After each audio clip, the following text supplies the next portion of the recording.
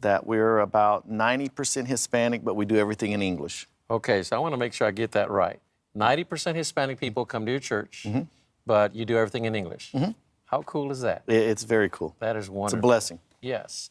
Well, we want to have a special time with you, but first we want to get into this interview that Dr. Ramirez has with Pastor Sam Velez. So we want to make sure that you are ready to hear what God has to say to you through this particular interview. It'll be special. It'll be interesting.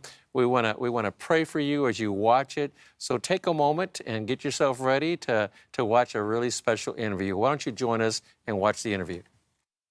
And I am thrilled to introduce you to our next guest, Samuel Velez. Let me tell you a little bit about Samuel. He serves as the Next Gen Director for the National Hispanic Christian Leadership Conference. He also serves as the Student Ministries Director at Iglesia Cristiana Misericordia, right? Along with his wife, Nicole Velez. He's a graduate of Southwestern Assemblies of God University in Waxahachie, Texas, and is a licensed minister with the Assemblies of God. And we just welcome you. Thanks for being here. Thank you. I'm glad to be here with you guys. Yeah, absolutely. I know we've been looking forward to sitting down and talking about what next gen means. Can you, for those at home, can you define that for us? Who are next geners? Right. Next geners are the millennials that are coming up, students from basically the ages of 11 to 30, working class citizens, married, high school, middle school students, and college, and that's who we are. Okay, that's great. So 11 to about 30 years old right now. So what do you think are some misconceptions about next geners? I think sometimes they think what's wrong at this, in the sense of what are they bringing to the future? What are we as millennials going to do for the other people that are coming behind us, and how are we honoring the past, and what can we do for the future? And I think sometimes people get confused, and sometimes they don't give them the credit that they deserve.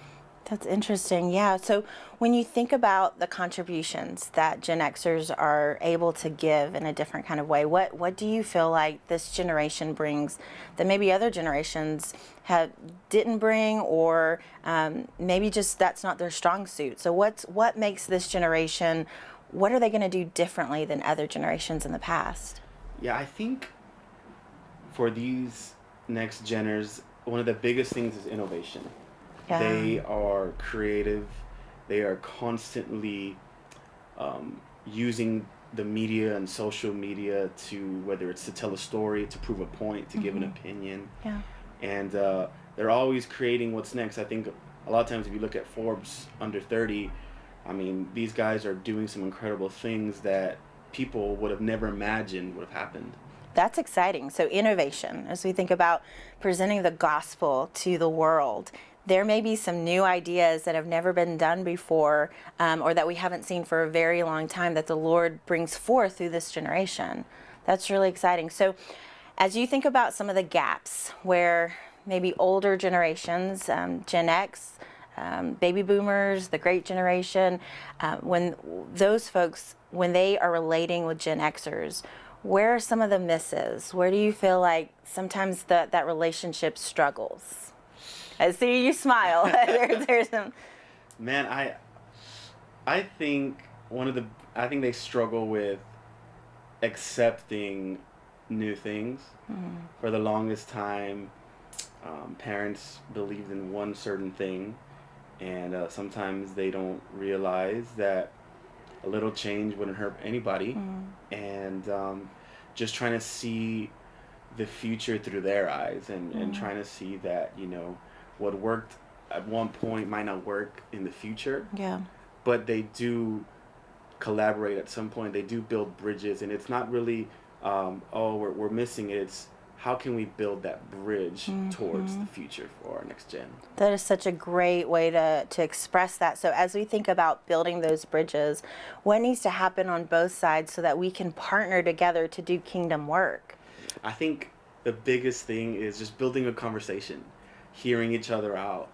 There's might be some things that I like and I believe, and I'm like, let's do this. Yeah. but maybe there are things that I'm not seeing that are practical. Yeah. There's details that an older person would say, hey, well, I get what you're saying, Yeah. but maybe you should consider this. So being open to those conversations to take place, and that makes a lot of sense. So we want to talk about your story. Like, how did you get to Southwestern? What did you learn as a student, and what wisdom would you pass on to other students? Right. I went to Southwestern because of my youth pastor. Okay. My youth pastor was a graduate of Southwestern. He was always pushing us to go to college. As a Hispanic, college is not always number one in the family. And when my youth pastor came, he really pushed it on all of us to get an education, to Yeah. be somebody in this world. Yeah. Because where I'm from, a lot of people just settle after high school for a normal job, or let me try to get quick cash somewhere.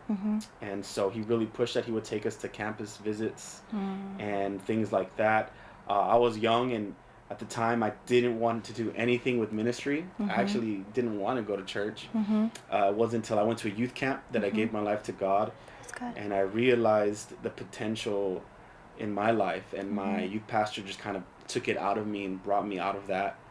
And I'm here now as a witness, as a testament to an older person just pushing me to go to the next level in my life.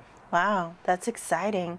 Praise God for that day that the Lord tugged on your heart in that way, because look at what the Lord is having you do now. That's really exciting. So you and your wife serve as student ministers, right? Yeah. So what do you see in today's youth that's important for parents and grandparents to know? Today's youth, what we see right now, one of the biggest things is there's a lack of communication, and there's a huge deal of apathy going on. I feel for us, one of the biggest things is that parents and students, they don't know how to have a conversation. And a lot of times, even as Hispanic kids, you get kind of scared because of it. You're so used to when there's an older authority, you kind of keep your mouth shut, you just kind of let it slide without having that conversation. And I think for students, apathy comes and goes. We're challenged in this world with social media and secular things always happening. Right. And the biggest thing what we're trying to do is show that, hey, you can be artsy and still love Jesus. You could, be a fashion designer That's right. and still represent Christ in the fashion industry. That's right. The shirt that I'm wearing is actually a friend that started this called Hilo, and he's a Hispanic in our city, and decided, you know what, there's some people out there that I love. I love how they do fashion, but I also want to put a twist in it, and I want to represent Christ in that industry as well. Wow. And so for those at home, that looks like there's two hands, right? Yes. And then it's Jesus's hands.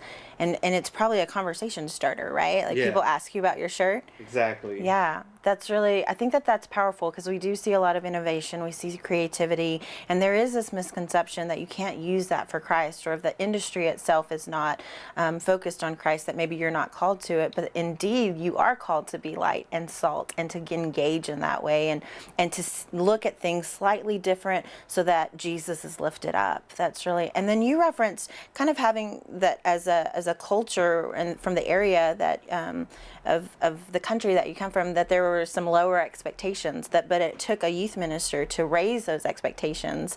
And our show's called Raising the Standards, and it speaks to that, to really raise our expectations of what the Lord could do in our lives, and if only we would surrender to that. So, well, I'd love to talk to you a little bit more about you and your wife and how to do ministry together. What have you learned about doing ministry to students in particular, and having that focus of students being husband and wife, and engaging with that together? Yeah.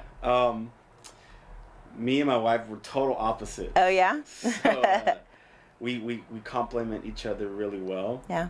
And one thing that my wife does well is connecting to girls that sometimes feel not accepted. Yeah. Girls that are broken. My wife comes from a home she has a great home now. Yeah. She had some issues in her life that were very hard, but she uses those stories as a testament of what God can do.